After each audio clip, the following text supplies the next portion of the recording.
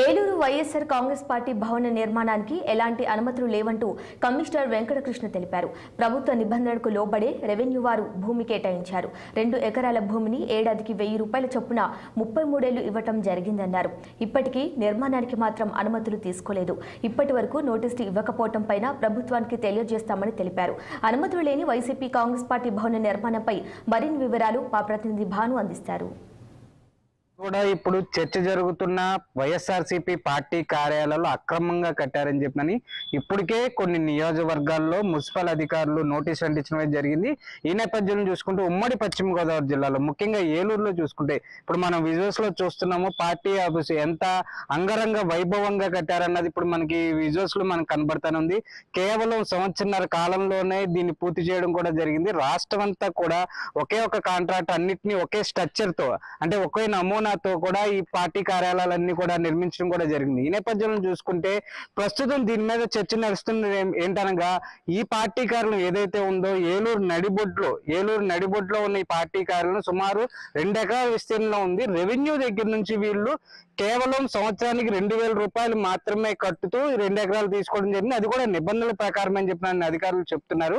ఈ నేపథ్యంలో మొత్తానికి చర్చ అయితే మటుకి మున్సిపల్ అధికారుల దగ్గర నుంచి అంటే టౌన్ ప్లానింగ్ నుంచి కానీ లేకపోతే ఏదైతే ఈ స్ట్రక్చర్ కి సంబంధించిన ప్లానింగ్ కానీ మున్సిపల్ ఇతర అనుమతుల గురించి కానీ ఏదైతే ఉందో ఈ అనుమతులన్నీ కూడా ఈ మున్సిపల్ అధికారులు ఇవ్వలేదని చెప్పని కనీసం ఏదైతే వైఎస్ఆర్సీపీ నాయకులు ఎవరైతే ఉన్నారో వాళ్ళ అర్జీ కూడా పెట్టుకోలేదని చెప్పే పరిస్థితి అయితే ఉంది. ఈ నేపథ్యంలో చూసుకుంటే ముఖ్యంగా ఎవరైతే ఈ అర్జీలు కూడా పెట్టకుండా మున్సిపల్ అధికారిని సంప్రదించకుండా ఎటువంటి అనుమతులు లేకుండా ఎటువంటి టౌన్ ప్లానింగ్ కానీ ఎటువంటి స్ట్రక్చర్కి సంబంధించిన అనుమతులు కానీ ఎటువంటి అనుమతులు లేకుండా ఈ ప్రాంగణం అంతా కూడా కట్టారని చెప్తున్నారు. అదేవిధంగా కొన్ని నియమ నిబంధనలు ఏదైతే ఉన్నాయో నిబంధనలు అన్నింటినీ కూడా పాటించకుండా ఏదంటే బౌండరీ లైన్స్ కానీ సంబంధించిన పెనాల్టీకి సంబంధించినవి కానీ ఏదైనా ఆక్యుపేషన్ సంబంధించినవి కానీ ఇటువంటివన్నీ కూడా నిబంధనలు లేకుండా కూడా చేశారని చెప్పి పక్క మున్సిపల్ కమిషనర్ కూడా చెప్పే పరిస్థితి ఉంది.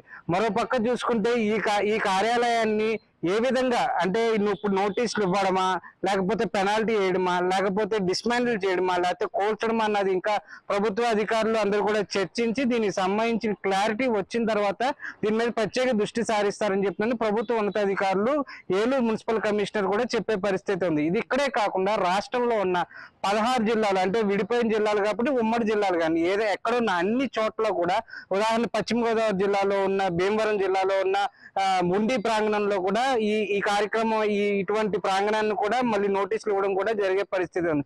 మొత్తానికి ఈ కార్యాలయాలన్నింటినీ ఏం చేస్తారు, భవిష్యత్ కార్యాలయంలో ఏం చేస్తారు అన్నది వేచి చూడాల్సిన పరిస్థితి ఉంది. కెమెరా పర్సన్ నరేంద్రతో భానుప్రసాద్, 6 టీవీ, ఏలూరు నుంచి. వరంగల్లోని కాకతీయ వైద్య కళాశాలలో జూనియర్ డాక్టర్లు గత 2 రోజులు